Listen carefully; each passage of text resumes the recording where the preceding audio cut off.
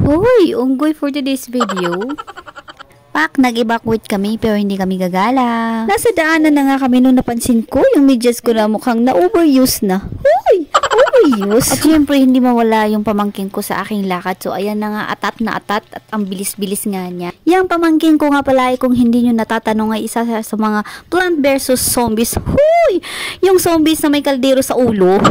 At dahil tanghaling tapat nga ay sobrang init, kaya naman pawisan ng mga person. Kaya naman nung dumaan kami dyan ay nakaabang na sa amin yung aso dahil nangangawilibag yung pamangkin ko. Uy! Ilang minuto nga lang ay nakarating na kami at yung pamangkin ko ay talaga namang tumingala agad. Siyempre, puro pagkain yung laman ng utak ng aking pamangkin ay ang bilis ang makakita ng pagkain sa taas. Ganito nga pala yung itsura ng paligid ng aming pinaglabahan. Talaga namang malawak and napaka-peaceful.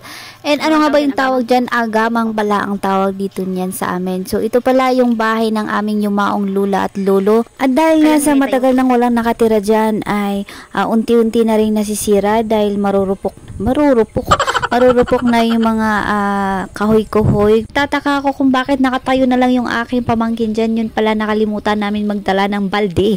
So balde talaga. Wala kaming paglagyan ng aming nalabahan. Buti na lang talaga at meron palang ekstrang planggana dyan at talaga namang nakakahiya.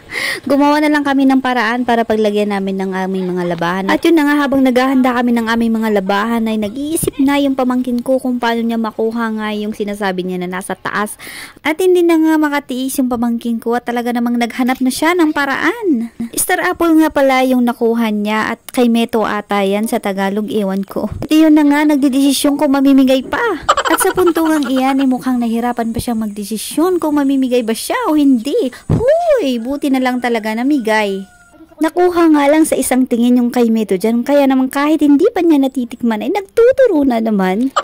Kaya naman nag-iisip na yung isa kung paano umakyat at mapapa at ching ka na lang talaga. Hindi na nga napigilan ng pamangkin ko at naging unggoy na naman siya. Huy! Unggoy for today's video. Kung hindi nyo pa nga natatanong ngayon, nung kapanahunan ko talaga ay good catcher din ako. Huy! Pasensya na nga kayo kung hanggang sa uyan ay nagbo-voicemail pa rin ako. Kasi naman yung boses ko dyan ay kapos sa aruga. Huy! Hininga.